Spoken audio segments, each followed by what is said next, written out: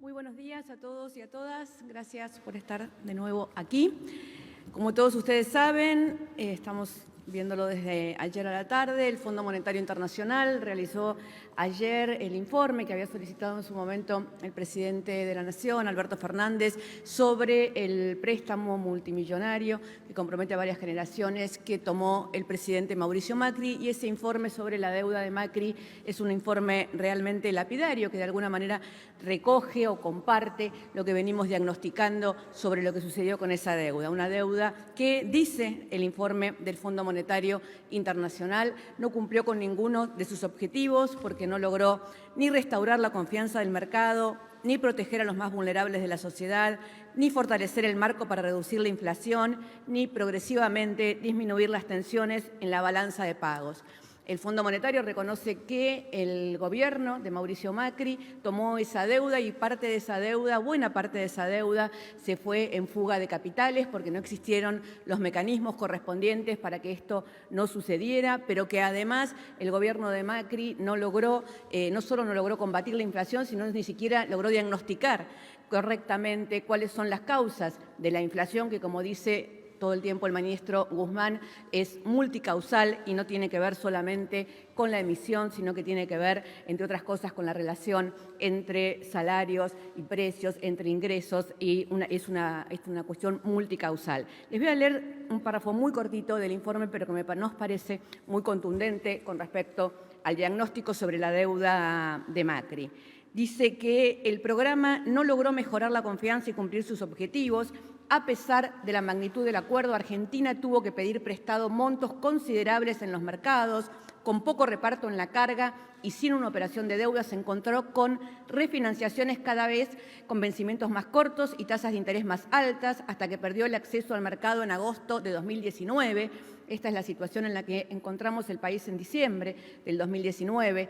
Los reembolsos, dice el Fondo Monetario Internacional, junto con la fuga de capitales, ejercieron una presión considerable sobre el tipo de cambio y, a pesar de las intervenciones, el tipo de cambio siguió depreciándose. Y concluye que el aumento de la inflación y el valor en pesos de la deuda pública y el debilitamiento de los ingresos reales, especialmente de los sectores más pobres, fueron otras de las consecuencias, y en consecuencia se incumplieron los objetivos de crecimiento e inflación del programa.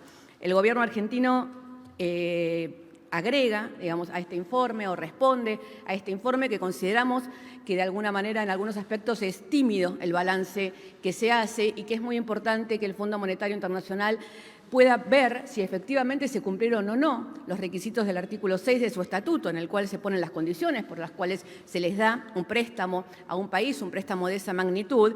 Y la verdad es que no deja de sorprendernos que un poco más tarde, unas horas más tarde de la aparición del informe del Fondo Monetario, el exministro Duhovne dice públicamente que este fue un préstamo que les dieron políticamente, como un apoyo político a su plan de gobierno que, como todos sabemos, fracasó. O sea que en un intento de un apoyo político, un préstamo dado políticamente y tomado políticamente por una fuerza política, la de Mauricio Macri, es lo que hoy el gobierno argentino está teniendo que renegociar, teniendo que hacerse cargo, y que compromete a varias generaciones de argentinos. Entonces, bueno, esto es lo que nos parece muy importante, lo que sucedió ayer, y que es muy importante remarcar que sucede en el marco de las negociaciones que estamos llevando adelante, y que es esta misma fuerza política, la de Mauricio Macri, la que nos endeudó de esta manera y nos pone en este compromiso de tener que renegociar esta deuda, la que hace apenas una semana votó en contra del presupuesto de la Nación. Como dijo uno de sus diputados, volteó el presupuesto de la Nación. O sea que primero toman la deuda y nos endeudan, y después voltean el presupuesto. Nos parece en los dos casos de un grado de irresponsabilidad muy importante, y esperamos que de aquí en adelante las diferentes fuerzas políticas se manejen con responsabilidad para aquellos temas que comprometen a muchas generaciones y que tienen que ver con decisiones que tiene que tomar el Estado-Nación y no una fuerza política solamente para su provecho. Así que, dicho esto, vamos a pasar a las preguntas. Tengo aquí el listado que ustedes confeccionaron. Jan Livares, buenos días, Jan, ¿cómo le va? Gabriela, ¿cómo le va? Buen día. Bueno, tomo lo último que usted marcaba sobre los dichos de Nicolás Duhovne y le agrego que, y lo cito textual, dijo: el gobierno de Mauricio Macri dejó el gobierno, valga la redundancia, en 2019 con equilibrio primario en sus cuentas públicas, con reservas en el Banco Central y con superávit externo. Y agrega, de esos equilibrios vivió el gobierno los últimos 2 años. ¿Esto fue así? Gracias. Permítame decirle, Jean, que tal vez no merezca ningún comentario esos decires del ministro Duhovne, que como todos sabemos, esto no solamente no era así, sino que lo está diciendo también el Fondo Monetario, que marca la situación catastrófica en la cual quedó el país en el 2019, a pesar de ese préstamo multimillonario que le habían dado a Mauricio Macri, sino que también el ministro Duhovne es capaz de un párrafo antes de lo que usted ha dicho, de decir que este fue un préstamo político que el mundo le dio a Mauricio Macri para sostener un proyecto político que obviamente la gente, por suerte, los argentinos y las argentinas votaron en contra en esos meses. El gobierno actual, ustedes lo saben bien, encontró a la Argentina con el mayor endeudamiento histórico de su historia, con tasas de desempleo, con tasas de inflación, de las cuales hoy todavía estamos trabajando y haciéndonos cargo, con algunos resultados muy positivos, como por ejemplo el que se anunció esta semana, que la tasa de desempleo en la Argentina llegó a 8.2. Esto significa que está más baja aún que en el 2018, no solo en el 2019, sino también en el 2018, cuando empezó la debacle económica del gobierno de Macri. Muchas gracias, Jean. Diego Ruiz Díaz. Hola, Diego, buen día. ¿Qué tal? Buen día. ¿Cómo le va, Gabriela? Bueno, quería saber si el gobierno tiene estudiado algún tipo de medida adicional en base a la situación sanitaria de la fecha, como por ejemplo, volver atrás con el uso del barbijo en la vía pública o limitación en la cantidad de gente que pueda reunirse, más allá del pase sanitario que está funcionando. Gracias, Diego. Las medidas se van anunciando día a día. Estamos ante un pico de contagios, esto lo tenemos absolutamente claro. También es una situación completamente diferente y lo ha explicado en varias oportunidades la ministra Bisotti, ayer mismo lo ha vuelto a hacer. Es una situación muy diferente que al inicio de la pandemia, porque estamos hablando de una situación en la que buena parte de la población, en la Argentina el 80% de la población mayor de 18 años ya tiene el esquema completo de la vacunación, y esto implica que si bien hay muchos contagios, estos no tienen la gravedad y vamos a tener que empezar a acostumbrarnos de alguna manera a vivir con altos números de contagios siempre y cuando estemos vacunados, porque esto es lo que posibilita que la enfermedad no se transforme en una enfermedad grave. Por eso, al margen de que empieza a regir el pase sanitario a partir del 1 de enero, de que ya está rigiendo en la provincia de Buenos Aires y en otras provincias, lo que nosotros necesitamos es extremar los cuidados. Nos habíamos relajado, pensamos que ya había pasado y que con la vacunación solo alcanzaba para no contagiarse. Con la vacunación no alcanza, pero prevé que la enfermedad no se convierta en casos graves, pero de todas maneras podemos seguir contagiándonos. Debemos usar el barbijo, debemos seguir cuidando la distancia, tenemos que usar el barbijo sobre todo en los espacios cerrados. Aprovechemos el verano para no estar en espacios cerrados y estar siempre en espacios ventilados, y sobre todo aquellos que no se hayan vacunado o no se hayan dado el esquema completo, vayan a vacunarse. No es una cuestión de su salud individual, es una cuestión comunitaria, es una cuestión colectiva. Están las vacunas para vacunarse. En la provincia de Buenos Aires ya se puede hacer libremente. La ciudad de Buenos Aires acaba de anunciar que va a empezar con la tercera dosis y con los refuerzos. Las vacunas están, hay que solamente en algunos casos sacar el turno y en otros, como en la provincia, ir libremente a vacunarse. Es la mejor manera que tenemos de pensar que esto en algún momento, más temprano que tarde, se va a terminar. Por el momento, esas son las medidas que estamos tomando. Y también estamos monitoreando la situación, obviamente, día a día. El Ministerio de Salud monitorea la situación día a día y si hay novedades vamos a ir avisando y cambiando. Comienzan las vacaciones, mucha gente, por lo que sabemos de las expectativas que hay con respecto a los lugares turísticos, va a estar viajando. También tenemos que cuidarnos cuando viajamos y cuando estamos en situación aún de descanso y de veraneo, porque eso es importante no para uno, sino para toda la comunidad. Muchas gracias, Diego. Nicolás, ¿cómo estás? ¿Cómo le va, portavoz? ¿Qué tal? Buenos días. Consulta sobre la situación de la pandemia. Por un lado, acerca de este excedente de 22 millones de vacunas, más allá de las personas que por relajación optaron por no vacunarse, ¿no entiende que es una cantidad muy importante que quizás amerite una acción más fuerte del gobierno? El pase sanitario está claro que es uno, pero aún así es una cantidad importante más allá de la relajación. Quería consultarle eso y, si me permite, también todo sobre la pandemia. Usted habló de que seguramente un sector de la población se relajó o subestimó. Ahora, el presidente hace pocas semanas dijo que es momento de reencontrarse, que incluso fue un eslogan oficial, y que la pandemia ha pasado. Usted recién dijo, hay personas que creyeron que ya pasó la pandemia. El presidente fue uno de ellos que dijo hace 3 semanas, 4 semanas, que la pandemia había pasado. ¿El presidente subestimó la pandemia? Gracias. Gracias, Nicolás. Cuando decimos semánticamente si la pandemia pasó o no pasó, los que vivimos la pandemia, sentimos que la pandemia fue ese momento del 2020 sobre todo y principios del 2021 donde todos los días estábamos en situaciones de un virus que atacaba y que mataba a la gente, ¿no? Internaciones, terapia intensiva, muertes. Argentina tiene un número de muertos que vamos a duelar durante muchísimo tiempo, como todo el mundo, pero la verdad es que fue una tragedia para el mundo en su conjunto. Esa tragedia de ese momento donde la pandemia constituía una cantidad de muertos por día, que contábamos cantidad de muertos por día, la verdad es que ese es el momento que pasó y sentimos que va a tardar en pasar las secuelas psicológicas, obviamente las secuelas económicas, las secuelas familiares, digamos, ¿no? Muchos vamos a tener en estas fiestas, vamos a extrañar a alguien o duelar a alguien y nos parece que eso es algo que tenemos que tener permanentemente presente, digamos. En ese sentido es que yo digo, esto todavía no pasó, nosotros todavía estamos viviendo las consecuencias de la pandemia y también estamos viviendo que aquellos que deciden no vacunarse porque lo decidieron o porque se olvidan, se relajan, tienen otra cosa más importante que hacer o lo que fuera, lo que les pedimos es vayan a vacunarse porque eso es lo que va a hacer que todos y todas podamos sentir que efectivamente pasó un ciclo, digamos. En algún momento esta enfermedad va a convertirse en alguna de las enfermedades con las cuales convivimos y vamos a tener también que aprender a convivir con ella. En este momento necesitamos un último esfuerzo que es que si conocen a alguien que no se haya ido a vacunar, o sobre todo tenemos un tema con los jóvenes entre los 18 y los 30 años. Es la población que tiene dada una dosis y que le falta darse la segunda dosis. Necesitamos que vayan, así que si son vuestros hijos, hijas, amigos, conocidos, les pedimos que además les pidan por favor que vayan a vacunarse. Cecilia, de Ámbito. Cecilia. Hola, buen Cecilia. día, portavoz, ¿qué tal?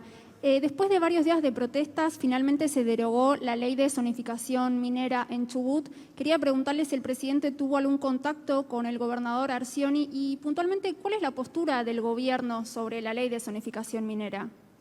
Gracias, Cecilia. El tema de Chubut ustedes saben, la explotación minera son temas provinciales y lo maneja el gobernador de Chubut. El gobierno lo que cree es que nosotros estamos en un proceso de transición hacia otro tipo de energías, estamos en un proceso de transición ecológica, estamos haciéndole frente a la crisis climática y todo lo que hay que hacer y que esto es un proceso. Y que en ese proceso vamos a necesitar seguir, no solo porque es parte de nuestro desarrollo económico, sino también porque ese proceso de transformación de las energías, ese proceso de transición hacia un mundo más ecológico necesita de diferentes energías, minerales, gas, el gas antes que el carbón, sin duda, pero necesitamos litio, necesitamos una cantidad de minerales. Entonces, hay un proceso que hay que llevar adelante, hay plazos, hay objetivos, todo esto tiene que llevarse adelante de la manera más sustentable posible, con control no solo de medio ambiente, del Ministerio de Medio Ambiente, sino de Ambiente, no de Medio Ambiente, del Ministerio de Ambiente,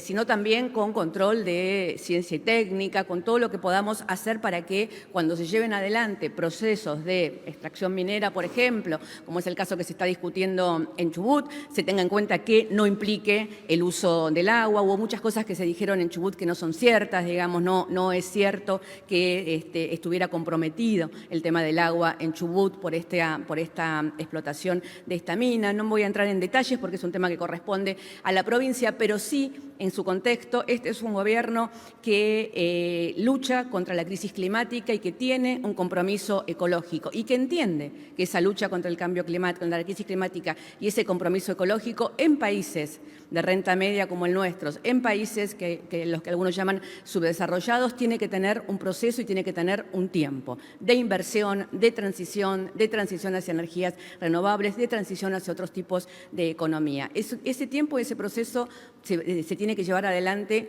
con mucha solidaridad, con mucho control, con mucha cautela y en eso está trabajando el gobierno en su conjunto. Muchas gracias, Cecilia. Jaime, buen día, ¿cómo estás? Buen día, ¿qué tal? ¿Cómo estás, Gabriela? Consultarte sobre cuáles son los efectos volviendo al tema del Fondo Monetario, concretos en la negociación actual que tiene esta autocrítica del Fondo Monetario para la Argentina. O sea, ¿qué beneficia a la Argentina que el Fondo Monetario haya hecho autocrítica sobre el préstamo que le dio al gobierno de Macri, o son dos negociaciones por separado?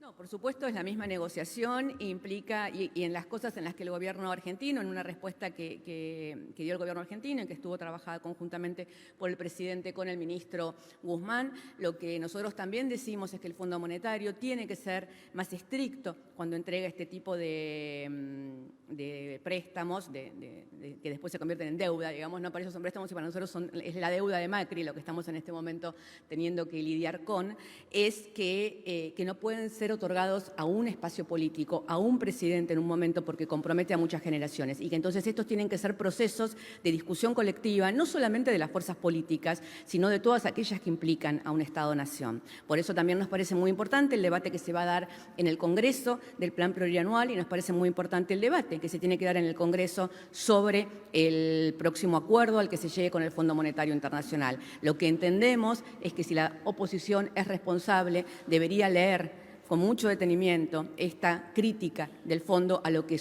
ellos hicieron cuando estaban en el gobierno y lo que ellos hicieron con el préstamo, para ver y pensar mejor las decisiones que toman cuando se sientan, por ejemplo, a votar en contra de un presupuesto o a dejar a un gobierno sin presupuesto, querer dejar a un gobierno sin presupuesto en el momento en el que ese gobierno está negociando la deuda con la cual ellos llevaron a la Argentina a esta crisis, dicho por el mismo Fondo Monetario Internacional. Gracias, Jaime. Fabián, ¿cómo estás? Buen día. ¿Qué tal? Buenos días, Gabriela. Bueno, retomando y repreguntando el tema de la deuda, dijiste hace un ratito que la respuesta de la carta del Fondo Monetario es tímida. La pregunta de eso si es direccionado en la responsabilidad misma del organismo de haber entregado ese dinero sin ningún tipo de control, por un lado, y cuál es la expectativa de mínima del gobierno, si se puede saber, en cuanto a la negociación, porque algunos sectores del oficialismo plantean que en menos de 20 años no se puede volver a hablar, digamos, menos de esa cantidad de tiempo sería imposible abonar esos 45.000 millones de dólares. Gracias. Los detalles de la negociación es una negociación, con lo cual somos discretos y cautos y los lleva adelante el ministro Guzmán, y esperemos a ver los detalles una vez que se arriben a ellos, porque como en toda negociación hay idas y vueltas y hay intereses que no son los mismos, digamos, de parte de unos y de otros. Sí entendemos que estamos recorriendo un camino en el cual lo que Argentina quiere y necesita, que es llegar a un acuerdo de una deuda sustentable, que se pueda pagar en el tiempo, que tengamos la posibilidad de crecer antes de empezar a pagar, que tengamos la posibilidad de que nada de lo que se tenga que pagar al Fondo Monetario Internacional implique ir en contra del crecimiento de la mesa de los argentinos y de las argentinas. En esa negociación estamos y esperamos y sentimos que de alguna manera estos son todos pasos que se van dando y llevando adelante. Efectivamente, en el planteo que hace en su respuesta, ustedes saben que este es el informe del fondo y hay una respuesta del gobierno argentino antes de que sea publicado, nosotros planteamos que el fondo debería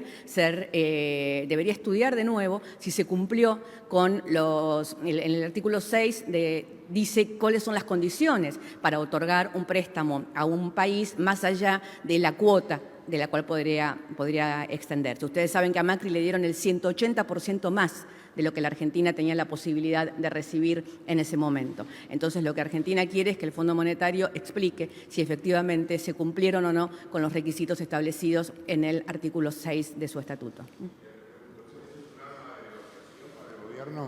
Eso es parte de las conversaciones que se están llevando adelante y que nos parece importante que todos estos temas queden clarificados. Gracias, Fabián. Sofía Enea, ¿cómo estás, Sofía? ¿Qué tal, portavoz? Consultarle, teniendo en cuenta la escalada de casos, el uso del pase sanitario, la aparición de una nueva variante, la consulta iba si el gobierno tenía pensado implementar la obligatoriedad de la vacuna para un futuro próximo, y en la misma sintonía consultarle la postura del gobierno en torno a la posibilidad de que Catamarca implemente el cobro del tratamiento contra el coronavirus en pacientes que hayan decidido no vacunarse.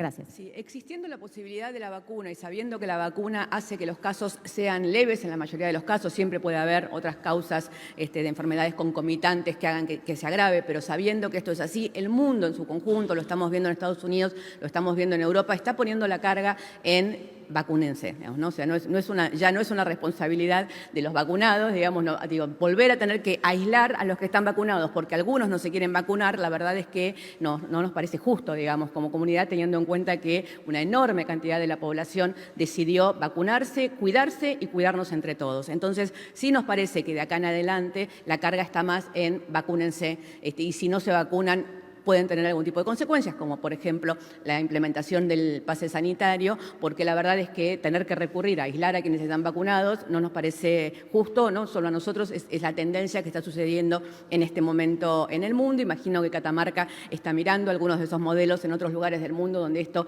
empieza a suceder, y Argentina tiene una tradición de vacunas obligatorias y una tradición de vacunarse, que es lo que ha hecho que tengamos hoy un nivel de vacunación altísimo, digamos, porque la verdad es que llevamos a nuestros niños a vacunar apenas nacen, digamos, y tenemos una tradición de apego, digamos, a las vacunas que hace que estemos en este momento con una situación de un alto nivel de vacunación. Entonces, por ahora estamos pidiendo, insistiendo y instaurando el pase sanitario para que todos se vacunen, pero también cada vez más tenemos que empezar a dejar claro que es responsabilidad de los no vacunados que puedan contraer la enfermedad y que esta enfermedad se transforme en una enfermedad grave, con lo cual les pedimos que cumplan con el calendario y que vayan a vacunarse, ¿sí? Muchas gracias. Hernán, Radio El Mundo. Hola, ¿Qué tal, Hernán, buen Gabriela? día. ¿Cómo te va? Buen día, ¿cómo estás? Estamos próximos ya al día 31, hay medidas que en lo que tiene que ver con lo económico y lo laboral que caducan, o sea que vencen, y seguramente la población se pregunta, por ejemplo, con precios cuidados, ¿qué va a suceder? Sabemos que hay negociaciones de Roberto Feletti con empresarios. ¿Qué va a pasar a partir del 7 de enero? Si hay alguna previsión de cuántos productos pueden estar incluidos. Y por otro lado, preguntarte también otra medida que está próxima a vencerse, que es la prohibición de despidos y la doble indemnización. ¿Qué va a pasar el año próximo? Ya hay algunos sectores empresarios que están planteando algún tipo de rechazo. Gracias.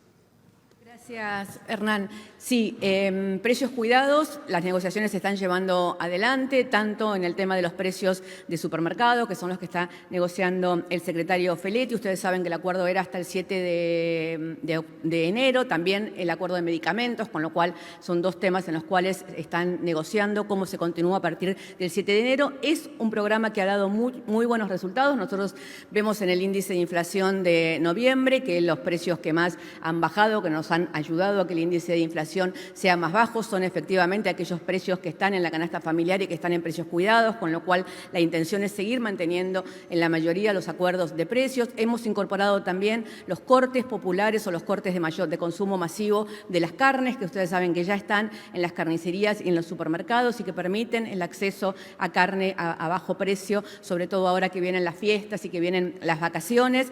Hay un acuerdo también en panificados y ustedes saben que estamos trabajando en otra cantidad de temas. Así que seguimos cuidando los precios y nos parece que el índice de inflación de noviembre nos marca una perspectiva favorable en que tenemos una curva descendente y que la inflación es el tema del 2022, es el tema que tenemos que resolver en el 2022 y en eso estamos. Con respecto a las indemnizaciones y a los despidos, el ministro Moroni, a medida que se acerque la fecha, va a anunciar cuál es la decisión al respecto. Sí, él ha dicho y todos entendemos que existe un nivel de recuperación de la búsqueda de empleo, no solamente del empleo, sino también de la búsqueda de empleo, de lo que se conoce como tasa de actividad, que es la gente económicamente activa que sale a buscar empleo. Entonces, la situación con respecto al empleo ha mejorado sustancialmente, se han creado 400.000 puestos de trabajo, estamos en una situación de empleo mejor que en diciembre del 2019 y seguimos trabajando porque la creación de empleo y la baja de la inflación son los dos grandes objetivos, porque tenemos que tener trabajo, tenemos que tener salario y con esos salarios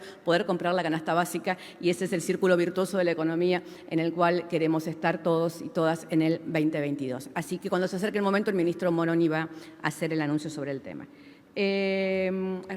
Fernando Ramírez.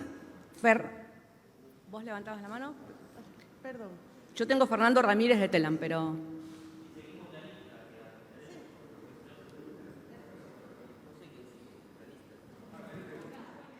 Listo.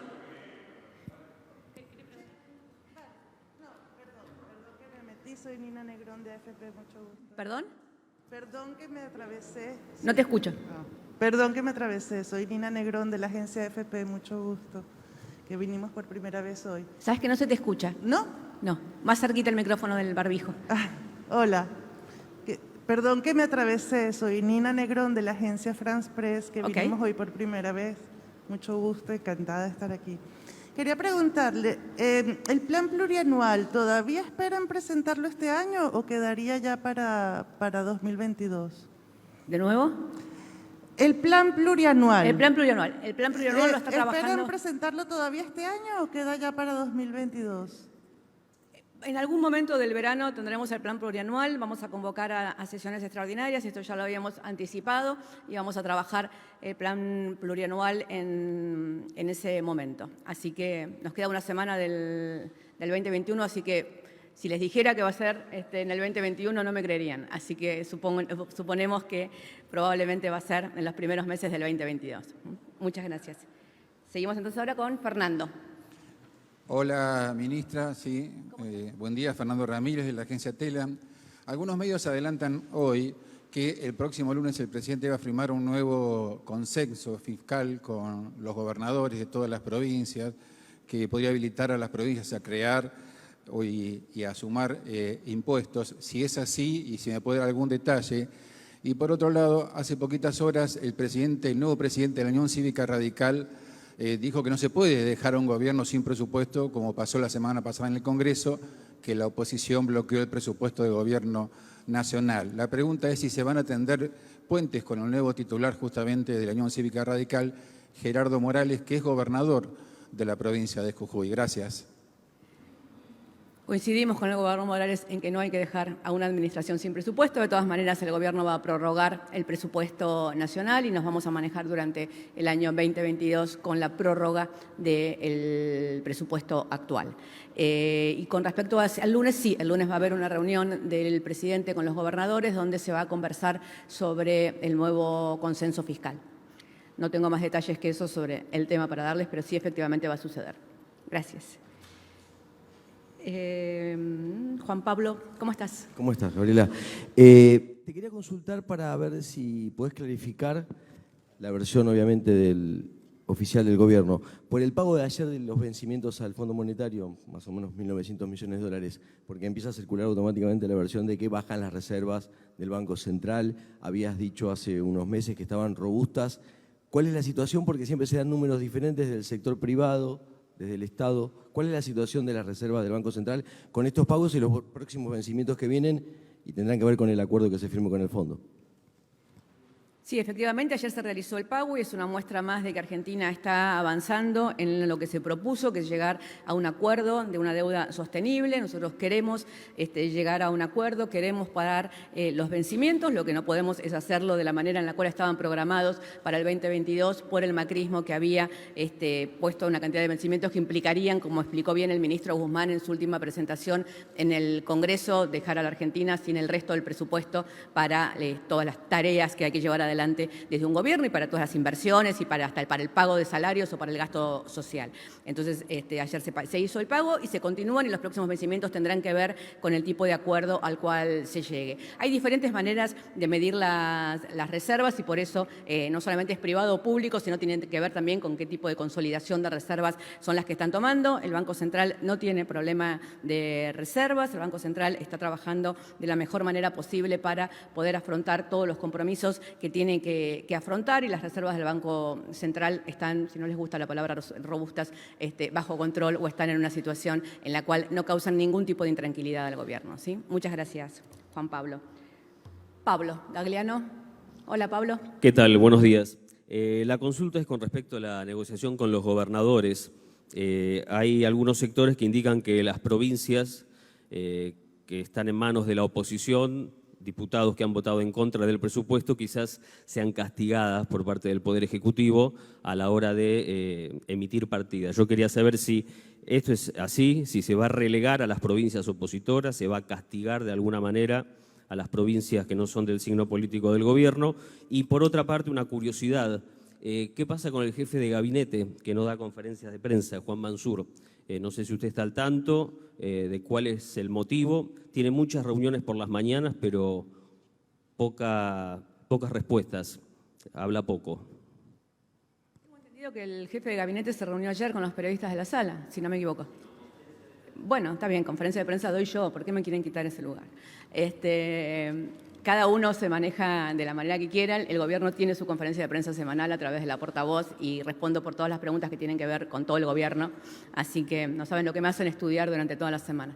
Y con respecto a el castigo a las provincias, efectivamente hay un castigo muy fuerte a las provincias, a todas las provincias. Y ese castigo viene de parte de los diputados y las diputadas de Juntos por el Cambio, que dejaron a un gobierno sin presupuesto y que, por lo tanto, comprometen a que las provincias, todas las provincias de todos los signos políticos que tenían que llevar adelante inversiones, obras, las van a ver demoradas o van a tener que buscar otro tipo de inversión o van a tener que buscar otro tipo de acuerdos con el Gobierno Nacional, porque lo que tenían previsto en el presupuesto para llevar adelante esas obras, como bien lo explicó el titular de la Cámara de Diputados, Sergio Massa, en los últimos días, y que se enojaron desde el radicalismo, creo que si no me equivoco, porque lo había dicho de esa manera, digo, al votar en contra del presupuesto, por primera vez en la historia de la Argentina, una fuerza política de oposición no es que deja a un gobierno sin presupuesto porque no le dio quórum, porque no se sentó, por lo que fuera. Se sentaron y votaron en contra del presupuesto para dejar a un gobierno sin presupuesto.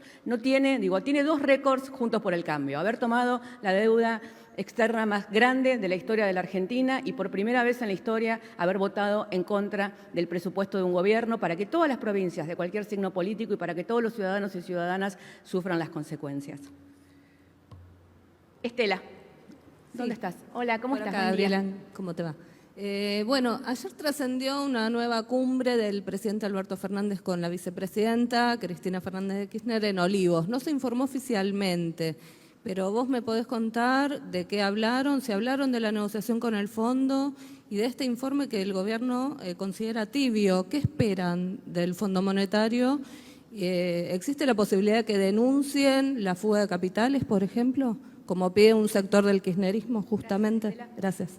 El presidente y la vicepresidenta son el presidente y la vicepresidenta, se reúnen habitualmente, trabajan, tienen temas de gestión, se reúnen muchas veces. O sea, digo, si hay temas reservados de los cuales hablan, obviamente no son para comunicar, y después hay una cantidad de temas que suceden habitualmente. Llamar cumbre a una reunión entre el presidente y la vicepresidenta es como una reunión, digo, con la altura política, digamos, de los dos, pero la verdad es que son el presidente y la vicepresidenta y tienen reuniones. Yo me pregunto si ustedes hubieran llamado reunión cumbre a una reunión de Mauricio Macri con Gabriela Michetti. Digamos, digo, son reuniones que tienen los presidentes con las vicepresidentas y que son reuniones de gestión y que son reuniones de trabajo que se llevan adelante habitualmente. Algunas, cuando tienen alguna conclusión importante, las informamos. Cuando son reuniones de trabajo, no hace falta informarnos. Lo que sí nos parece mal es que se invente sobre qué sucedió en esa reunión, qué se dijo, qué se habló, qué se comió, dónde se hizo, y por eso nos vimos en la obligación de desmentir esa información, aunque no nos gusta desmentir, pero como siempre decimos, estamos para que chequeen la información, chequémosla antes para no tener que desmentirla después. Me preguntaste sobre el Fondo Monetario Internacional, seguir conversando. Se está conversando, se está negociando. Entre ellos sobre el fondo. Claro, se está conversando, se está negociando. Lo que piensa la Argentina sobre el informe del fondo quedó escrito como respuesta de la Argentina en el informe del fondo y las conversaciones son permanentes. El presidente conversó con la titular del fondo el viernes pasado, un poco después del momento de que se había votado en contra del presupuesto. Ella estaba muy asombrada de que una fuerza no suele suceder, que hubieran votado en contra del presupuesto, pero de todas maneras continuaron en la conversación viendo de qué manera esto no iba a ser óbice para que se pudiera seguir avanzando en las negociaciones que se están llevando adelante y llegar a un acuerdo en el tiempo razonable en el cual todos entendamos que se está cumpliendo con aquello que la Argentina está pidiendo y necesita para poder llegar a ese acuerdo. ¿Estamos bien? Ignacio. Gabriela, te quiero consultar porque en una de las partes de la respuesta que da el gobierno al informe del Fondo Monetario dice que no fue suficiente la crítica respecto a el impacto de un ajuste fiscal en contextos recesivos. Te quiero consultar si esta va a ser parte de la postura o es parte de la postura del gobierno de no comprometerse a un ajuste fiscal de cara a un nuevo acuerdo con el fondo. Gracias.